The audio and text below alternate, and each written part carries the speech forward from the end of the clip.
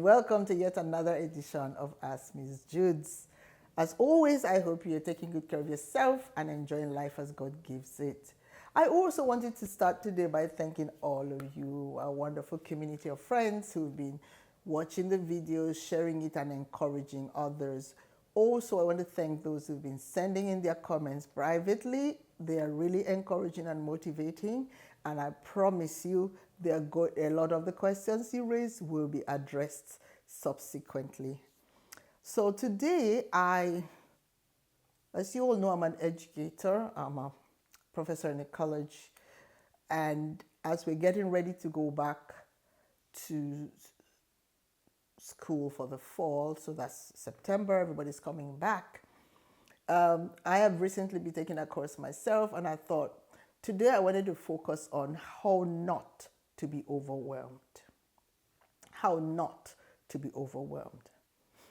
And I say that because as we juggle various roles and we keep doing a job, very demanding job, challenges or chances are there will be times where some deadlines will run into other deadlines. And it's very easy to be overwhelmed. And the more I see, especially among my adult students, the more I'm able to reflect on myself to say, yes, I have had experiences of being overwhelmed. And there are strategies that helped. And I'm hoping that some of that could help you too.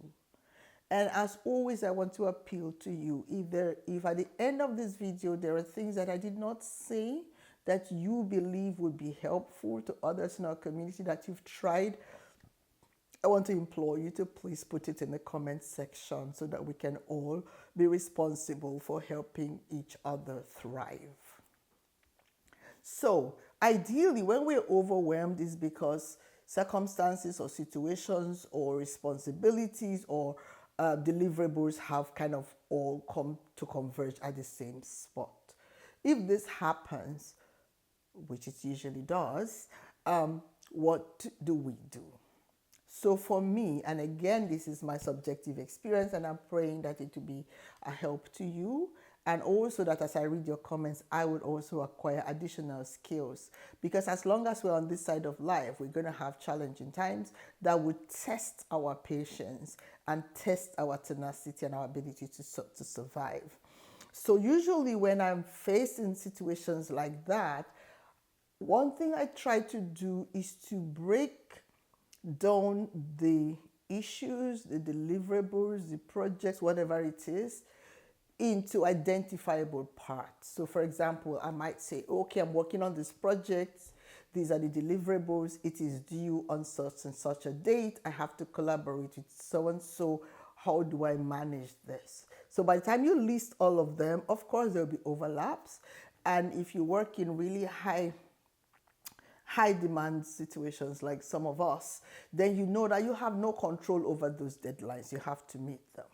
What do I do? After breaking them down into parts, I try to listen. I call it the voice of God. I call it the inner voice.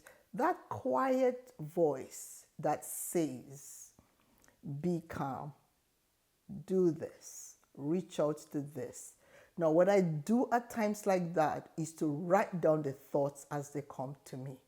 Now, when you are frazzled and exhausted and anxious, chances are you will not hear that calm voice.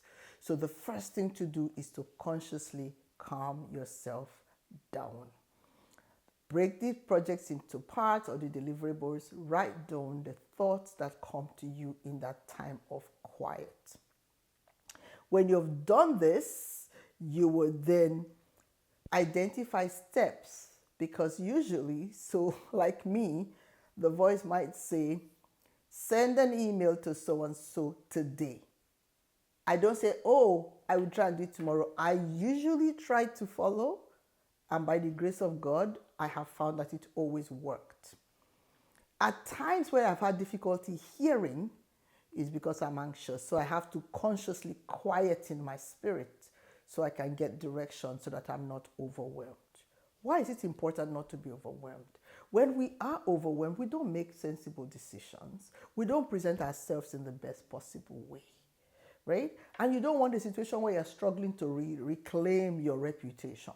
Anyway, so you hear that voice, you write a list of what you're supposed to do. Then you execute the plan as it has been revealed to you. Now, if you're in situations where you can ask for help, please do so. It makes no sense to run yourself aground if help can be sought. Then, when you're finished, I would usually go through the steps that helped me this time, and I would do a reflection. So, what was the project? What were the things that made me anxious? What were the things that made me feel like I was overwhelmed? Did I leave some things too late and then many things became due at the same time? Did I feel like this was too much and didn't give it the time that it needed, and now it's culminated in anxiety? I'm going to think through that. And then I'm going to say, what worked? So for me, listening to that inner voice has always helped me. Being proactive and spelling out what I need to do by when, and actually using my calendar to organize that has helped me. How does this work? If it worked, how do I want to do it again? If it did not work, what were the reasons why it didn't work? Because if we think about all of this, then we are more able to bring together a plan that works for us more consistently over time. Because like I always used to say to my students, accidental success cannot be sustained. If you got it right by mistake, chances are you won't be able to reproduce it. But if you're able to write and to reflect on your processes, then you are more able to reproduce it. And I'm going to say, what can I do differently next time? And then we're going to conclude, we're going to prepare, and we're going to prepare to repeat, because we're still on this side of life. We're going to have challenges, we're going to have deliverables, and we're going to have to learn how to manage our expectations and what is expected of us. I also want to say something that God has used to work for me a lot is that when I share my all the challenges around me, God has blessed me with the most amazing sisters and friends who will say, chill, take this. Okay, what can you do today? What can you do to avoid, right? So it helps to also have cheerleaders, people who have your back. My husband is an amazing support when it comes to that. He will say, don't think how you're going to do it and say, how did I do that, right? So you need to find your cheerleaders who will keep you going. But one thing I want to appeal to you, please, by all means, make a decision with yourself not to allow yourself to be overwhelmed, irrespective of what the demands are.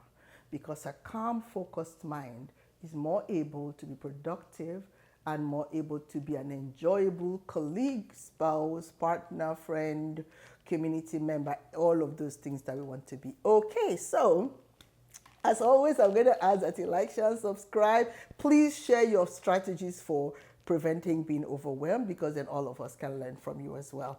And again, I think, I'm racing because time is going beyond what I want to do. So look forward to coming your way again real soon. Take care and all the best.